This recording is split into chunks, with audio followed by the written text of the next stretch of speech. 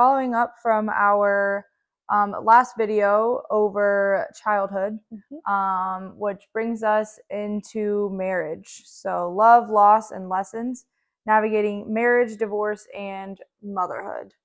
So this episode will be a little bit different because we don't have a background in divorce like ourselves, but as a child we do. Yeah. So we'll have some reflection of that, and then for our viewers, definitely chime in. You can send us messages about maybe your experience or feedback if you have some other than the knowledge that we have, and we can talk about that in our next episode. So we're going to talk about what we think about in terms of marriage, divorce, and motherhood. Then we'll talk about marriage itself, expectations versus reality, divorce, so what does that mean as far as a family and breaking and rebuilding, and then motherhood, our joys, struggles, and the redefinition of motherhood and what that looks like. And then we'll talk about healing, growth, finding success within that whole situation, and our funny moment for the week. Okay. So in terms of marriage, divorce, and motherhood, marriage to me is like a union. Like it's something special, sacred. And although special and sacred, it's hard. Yeah. You're taking two completely different individuals and trying to become one as like a unit, which is, I mean, that's very hard because you both, I mean, you're, as much as you might be alike, you're very different. Yeah, and I think like you've only had to depend on yourself growing up, and so especially us, so like when it came to marriage, that was totally different perspective of I need to ask somebody else, like maybe their opinion, or how do they feel about this, because normally you don't have to do that per se, because you're just thinking about yourself. Yeah. So I think that is a hard transition. And so then when you think about that, that's how a lot of times I feel like for society, that struggle, not only with social media, but having that struggle of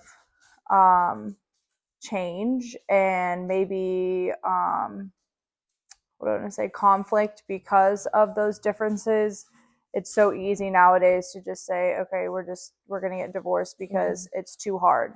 You did this and I can't forgive you for it, or you like these things and I like these things and I don't want to compromise, so we're gonna get divorced. And I know that there's so many situations out there where some people, that it is the right thing to do for them and their family, but it definitely is a touchy subject. Yeah, I mean, it's not like your first thing that comes to mind, like when you fight with your significant other. I always say, like, you're not happy 100% of the time. Like, that is impossible. There are going to be moments where you aren't getting along or you don't see eye to eye. But throwing in the towel for me is like not an option. I think you wake up and you choose your person every day, as hard as it may be. Obviously, I know that there are circumstances where that's not possible. But yeah, I look at it as like, unless my husband did something terrible to me, there's, I will give it my all to make it work. You know what I mean? And I also think like you go through your stages of marriage too. So like before you have kids, it's different. When you have kids, I feel like that is the most stressful time of your marriage, because you change as a person, as a mom. They're changing, they're becoming a father. So yeah, I think that becoming parents will test your marriage in ways that you didn't even know possible. 100%. And I think that's how motherhood, we take on that role, and that affects your marriage, yourself, and changes who you are, like you said. And so then that's where marriage and divorce can sometimes, happen. Yeah. So, I think for myself, like, growing up, obviously our parents were married for a while, and then they, dealt with struggles and stress of life just like everybody else Yeah, I think that nowadays. you guys had more of mom and dad together. I don't remember as much, like, it doesn't feel like they were together that long from what I can remember because obviously I was 5 years younger. So you guys had 5 more years of knowing, like, what it was like with them together. So yeah, but I did, there, from what I remember, I don't remember very many like happy moments of them being together. Like, honestly, I think it was a blessing that they got divorced. I know that you and Jackie felt differently about it, but for me, all I had known was like the fighting and chaos between them and how they couldn't see eye to eye on literally like Hmm. everything. So for me, it didn't bother me as much. Yeah, for sure. Well, I think when we're talking about marriage, we can go there first before we talk more about divorce, Mm-hmm. just because we have more background. But I think discussing like expectations of marriage, so like what you kind of think going into it and like what society kind of throws at you Mm-hmm. versus like actual reality. So Yeah. you kind of talked about it a little bit, but like society, I mean, even to like movies that we watched as kids, like they make it seem like this big grand thing of like you have to, you have all these moments that are great, and No, I yeah, romanticize romanticize everything. everything. And I'm not saying like that marriage isn't good, but it's not good 100% of the time. Hmm. Like, that is a false statement.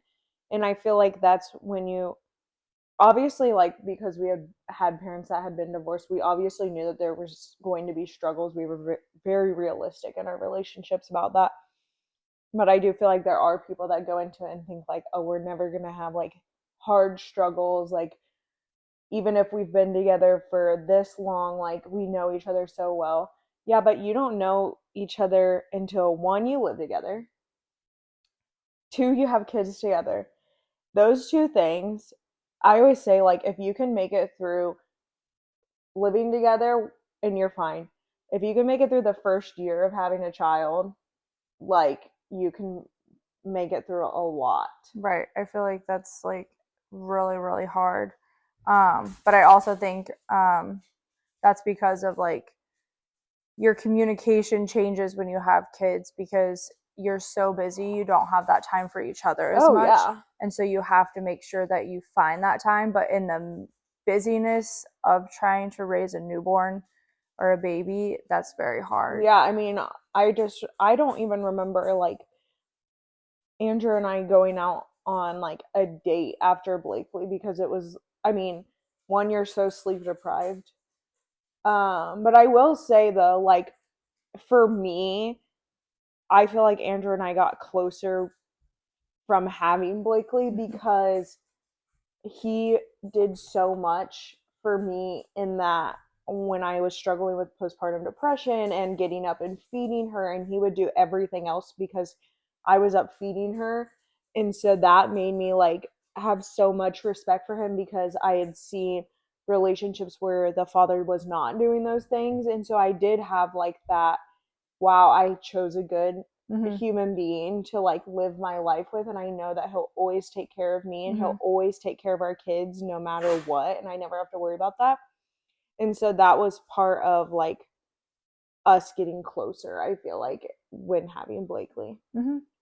Yeah, I think that again, kids bring you together, but they can also push you apart. Mm-hmm. And so, and not because of them themselves. Like, I think it is just what happens. Yeah, and I feel like also too, like, Andrew and I financially are stable, and so like I can't imagine though being having children and then having that added stress of making payments and being nervous about money and stuff like that too is like um I could see, because I feel like the number one cause of divorce is financial situations Mm-hmm. because it's so stressful.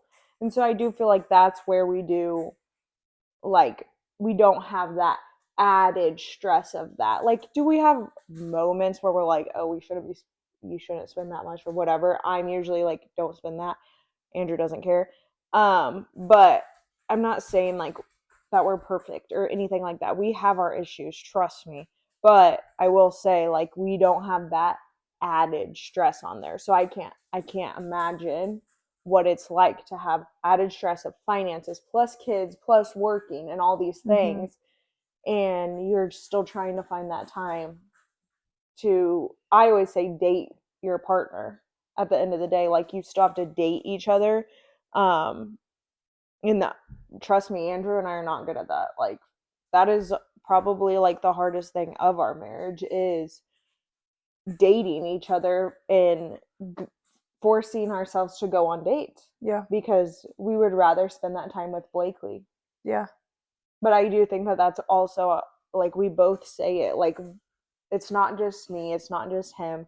We both are like, it's kind of the time of life that we're in too, is we love spending time with our child, and we, like, some of our best moments and some of the moments that make me love him even more happen when we're with Blakely than going out on a date where we're sitting there and we're all we awkwardly can, yes, all we can talk about is Blakely, or we're talking about how we can't wait to get home to see Blakely. So then it's just like, well, like, that's okay. I feel like in this time of life, spending time with your children and your husband at the same time and just making those core memories. 100%. I think for myself, like, marriage has been, I mean, we got married really young. Really young. But I wouldn't say young. I mean, you got married younger, but you weren't like super young, but you were together from so young. Yes. So like, it was like you were married since you were in 16, 17 years old. Yes. So that is, I mean, that's very hard. I feel like for, you don't hear very much anymore of like high school sweethearts that stay together, because you change as people so much from when you're that young to now. And 500%. So like, you like, the person that you knew in high school, and you don't have those stresses of different things in life. As you get older, those things just change you. Oh yeah. And so I think school, I mean, Damon was in college, you were in college, working full-time jobs, different career paths, stuff like that. I mean, and you didn't have time, like, you didn't have like, before Andrew, like, I was able to date whoever I wanted and figure out what I wanted in life and make mistakes and learn from them and not feel like, oh, well, this is how it is going to be the rest of my life. You know what I mean?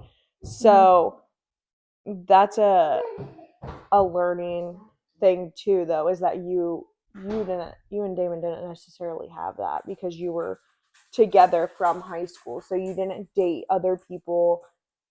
You didn't experience that life, or that like single life, I feel like, that you get when you're in your 20s, which that's hard because, like, I feel like it would be hard for me because I would be like, oh, the what ifs, you know what I mean? The what if I would have done things differently? But I feel like everything always happens for a reason, is what I tell myself. So like, but yeah, I could understand you guys literally were growing up, getting married, growing up, and then having babies. Yeah, it's like very, very different than what some people do. And I think that, I am lucky and blessed to have the life that I do have. And so, I just think that you have to try extra hard, because you all live, like, you two together live through all those transitions, versus someone that's growing up on their own, and then you meet them later in life of them, changing and evolving. And so going through all those things together, like, that's even more, I feel like, of a challenge. Yeah, because you have known each other so long that it's like, well, you used to be or Yes. the old you. Yes. And I did the same thing. I'm like, well, the old, when before Andrew and I got together, but also I so admire like the father he's become. I feel like that's like the biggest attractive trait is watching your husband be a father and a good father and take care of your kids. But I mean, it's hard because it is. I mean, it's so different than before we had kids and when we were just dating and we could go do whatever we wanted whenever we wanted and it was no big deal. And now it's like we have a whole kid to take care of. And most of the time, I'm not even going to lie, like if Andrew wants to go do something, he'll go do something. If I want to go do something, I'll go do something. We rarely go like on a date without Blakely. And that's, like I said, I do feel like right now in the time of life that we're in, that's okay. I was gonna say to like cherish those moments because they grow up so fast. I know, that's what I don't mind it at all. Like I'm this time that we're in right now with her, we both like have talked about having another child, and I was like, I I'm so content right now because she's at this age where she's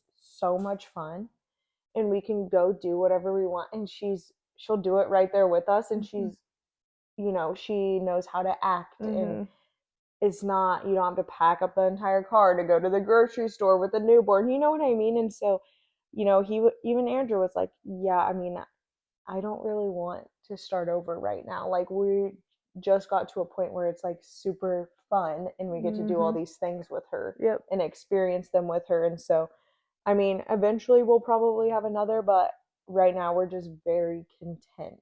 And I don't think that's a bad thing.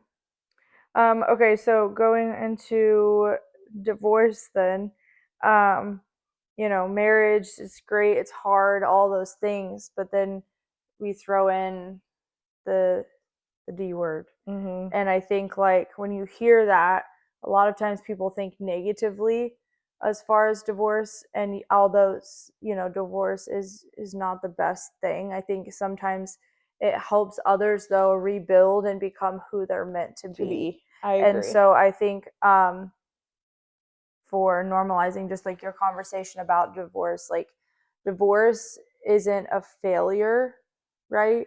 It doesn't mean that you failed at something. It just means that like for you and that person, you will be better apart. Yeah, like you'll be happier apart. If the days of happy, bad and good, if the bad outweighs the good, then for me, although it would be, I mean, I always say like it would be very, very, very, very difficult for me to get a divorce. I mean, it would have to be something that I could not get past at all. Like, that would be extremely hard for me. But I would say, like, if you're not happy at all and it's just like toxic, then it's time to move on. And I don't think that there's anything wrong with that. I mean, like, I think that that's just like a thing that maybe is changing within society, that like it's not as viewed as such a bad thing like it used to be in society. No, and I feel like we don't need it to be because like we said, you grow, you change, and that doesn't mean that you have to sit and suffer because you grow and you change. Right. And that's normal life things, and you're trying to find this unity.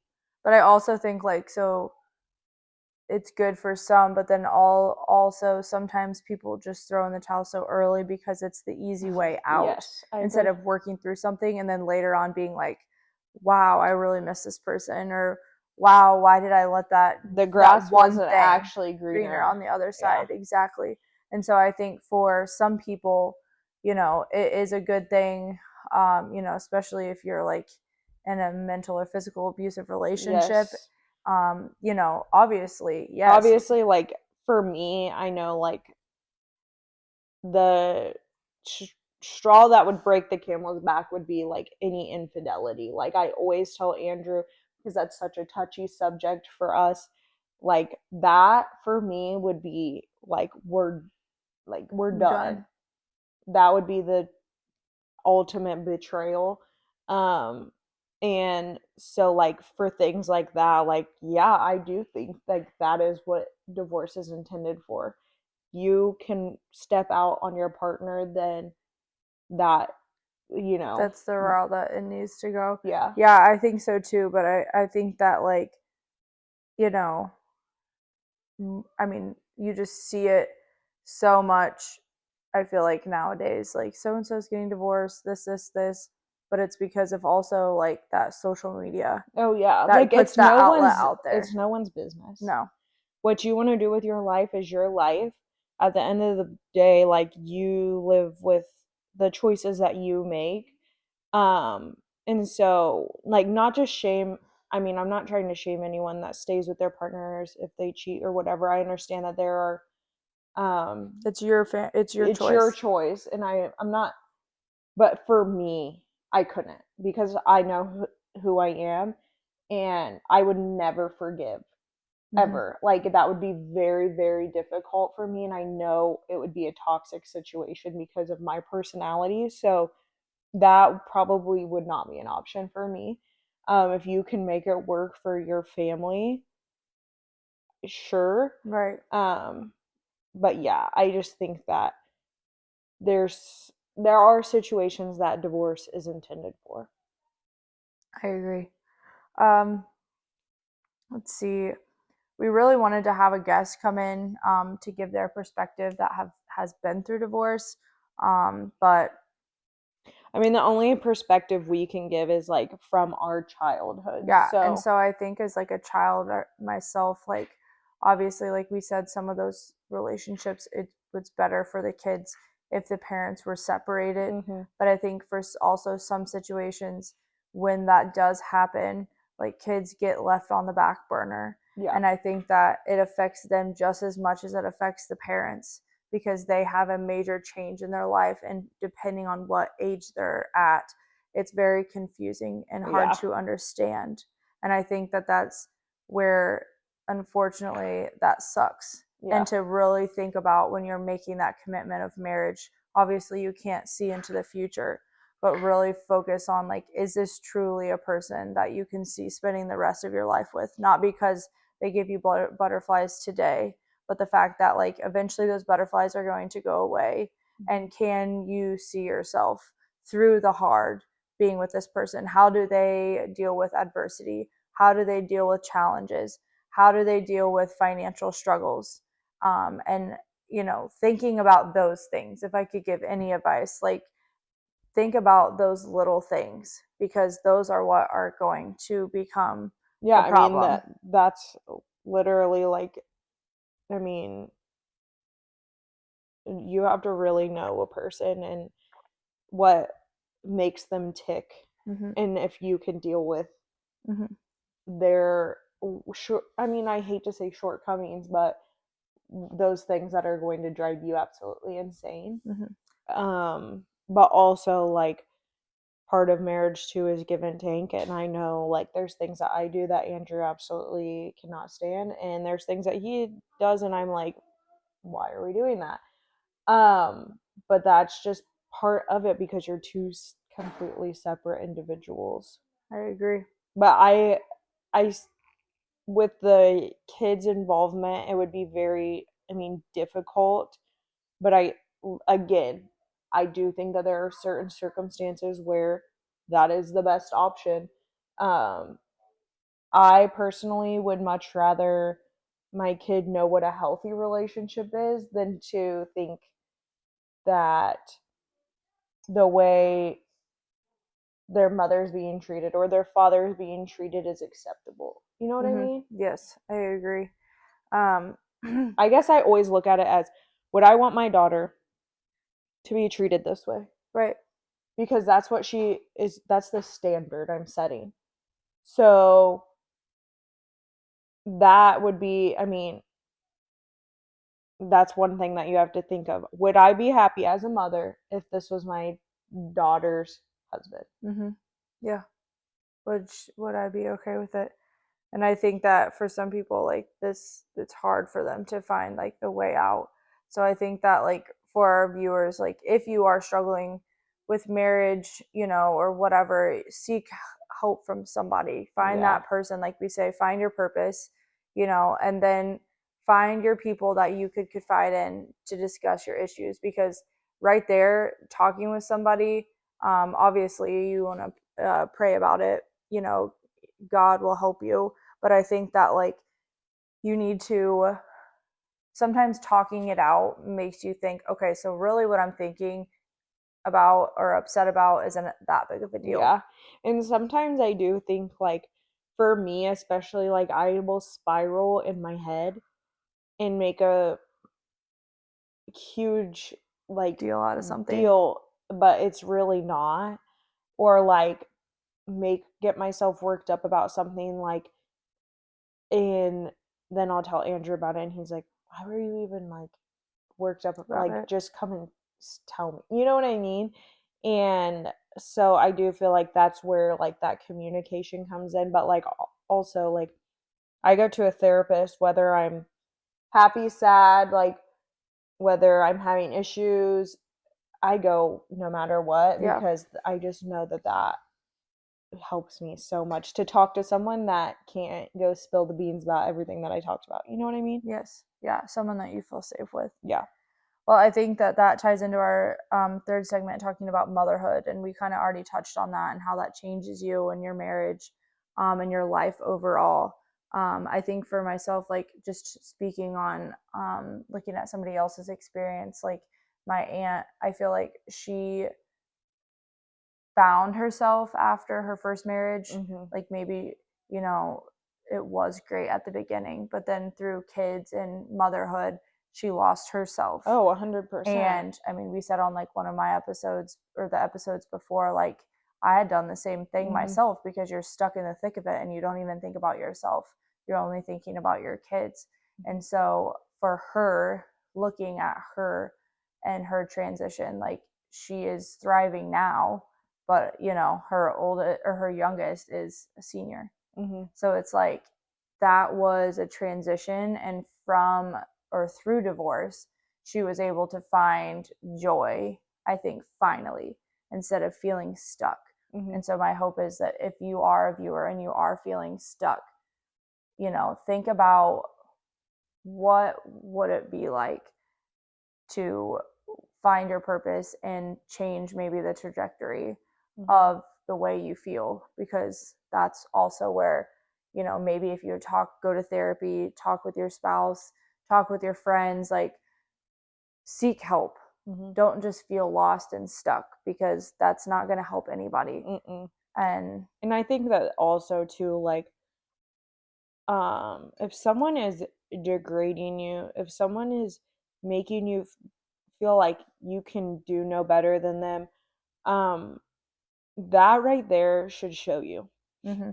Like, your spouse is meant to be there and support, not degrade you, not make you feel stupid, not make you feel like you're nothing without them.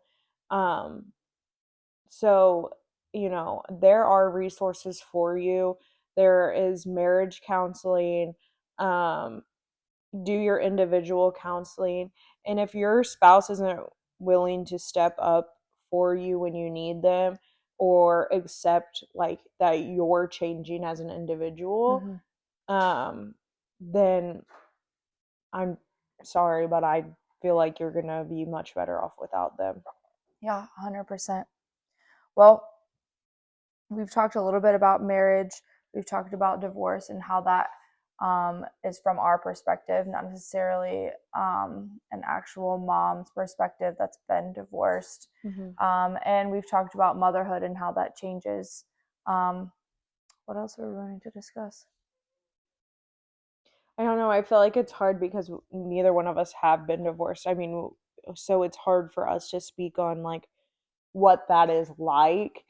Um, Obviously, like, we know people that have been divorced, and both, I think in both cases, they were better off without each other, Yeah. and they found better for themselves and everyone. You know what I mean? And um I just want to advocate that, like, if you're not happy, like, don't, I'm not saying that every moment's going to be happy, but if it's like bad again outweighs the good, then, I think that it is time to find someone that will make you feel Yeah, good. 100%. Well, I think if any of our viewers have, a story they would like to tell, to help others that are struggling with that decision, or with marriage in general. Yeah, or if you've been divorced and Yeah. would like to come on and give your perspective, we would really love enjoy to that. have you. Yes, because I think that helps other viewers that maybe have gone through the same thing and resonate with those someone feelings. That's relatable. Yeah. Yeah, because we can't sit here and say like, oh, we know. Yeah, We don't no know. idea. We know from a child's perspective, but also we were young. So yeah. Yeah, I think that that's all the advice, or maybe not advice. I think for next week, we haven't discussed really what's next, but I think that we should discuss like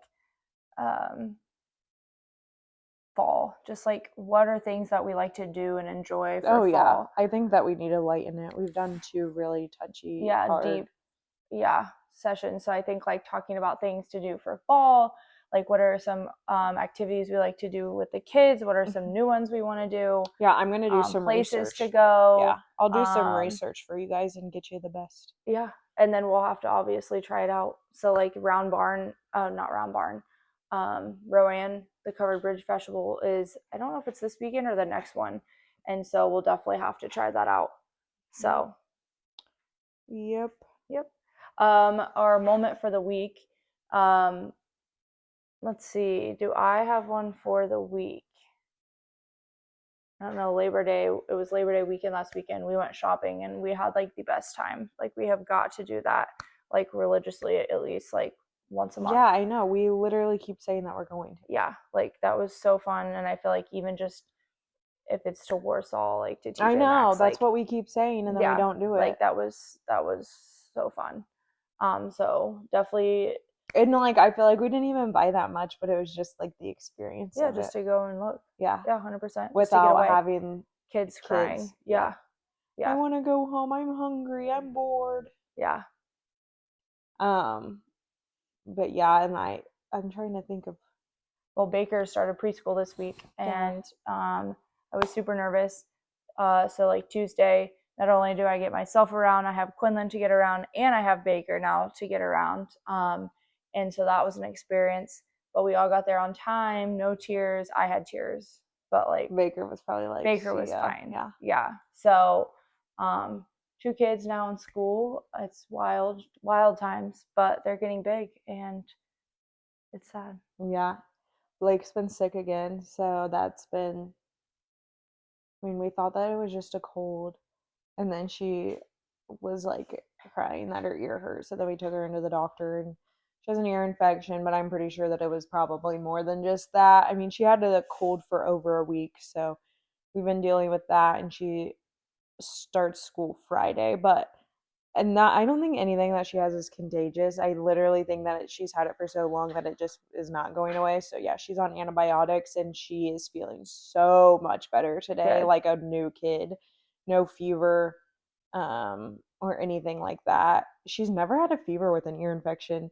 So that's what makes me think that there was more than just the ear infection. Oh, Baker always had high fever. Blake's never ran a fever with her ear infections. So but yeah, and then today I asked her if she was feeling better, and she was like, yeah, even my nose feel better, mommy. And I was dying laughing just the way she said, even my nose feels better. And then she wore her backpack all day today, and she was like, I'm ready to go to school. And I said, well, you have to wait because your first day is Friday. And she goes, okay, I go to school now. I see fireman. I was like, fireman? And she's like, yeah. Whatever, I'm not fighting with her. So I was just like, okay, whatever. But I did tell her, I was like, there's fire trucks there that you'll play with, because she's obsessed with fire trucks and stuff. So that's probably why. Yeah. But she is so excited. She has not stopped talking about it. Like literally is not giving it up. She's ready to That's go. good. That's exciting. She has her Better than crying. backpack. No, she literally wore a backpack all day long. The only time she took it off was to take a nap for 30 minutes, and then it was back on. So she's probably gonna sleep with it. Love it.